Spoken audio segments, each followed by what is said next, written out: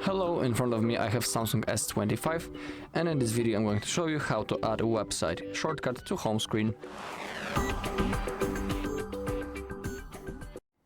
Okay, so I'm going to show you how to do it. So I'm going to use the Google Chrome.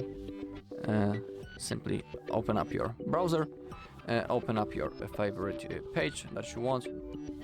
Now click on those three dots. Now click on Add to Home Screen.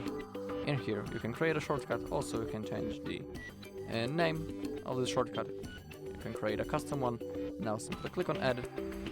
Click on Add once more. And now, as you can see right in here on our home screen, we have the shortcut to our page. Let me show you how this works. Simply click on that, boom, and the page automatically opens up. Alright, that's all in this video. Thank you all for watching. If you found this video helpful, please leave a like, comment and subscribe.